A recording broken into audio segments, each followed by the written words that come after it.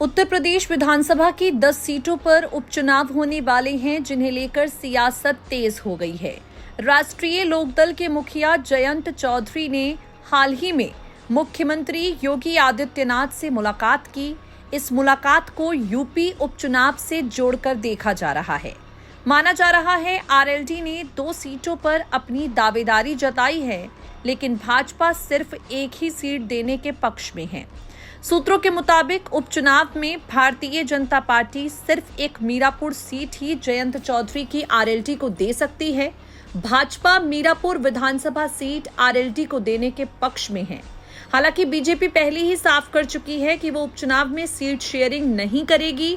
भाजपा का मानना है कि अगर वो आरएलडी के साथ सीट शेयरिंग करती है तो दूसरे सहयोगी दल भी उसके सामने ये शर्त रख सकते हैं। हालांकि मीरापुर सीट पर जयंत चौधरी के दल आरएलडी की दावेदारी मजबूत है, क्योंकि इससे पहले भी इस सीट पर आरएलडी का ही कब्जा था।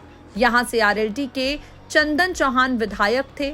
उनके सांसद बनने के बाद सीट खाली हुई है। इस सीट पर जाट वोटर्स निर्णायक स्थिति में है। ऐसे में ये सीट बीजेपी आरएलडी को दे सकती है।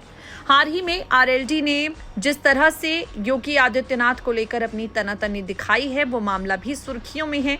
और इस बीच केंद्रीय मंत्री जयंत चौधरी ने योगी आदित्यनाथ से लखनऊ पहुंचकर मुलाकात की। दोनों नेताओं के बीच उपचुनावों में सीट बंटवारे को लेकर बात हुई है। सूत्रों की माने तो आरएलडी उपचुनावों में 10 में से 2 सीटों की मांग रख रही है। इनमें से एक मीरापुर और दूसरी अलीगढ़ की खैर विधानसभा सीट बताई जा रही है। खैर विधानसभा सीट अब तक भाजपा के पास थी।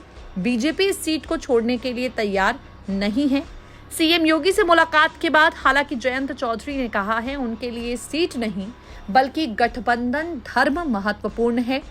बाकी सभी 10 सीटों पर सक्रिय भागीदारी निभाएगी, लेकिन बीजेपी की तरफ से 2 सीटों की शर्त न मानने की पूरी रणनीति बनी हुई नजर आ रही है।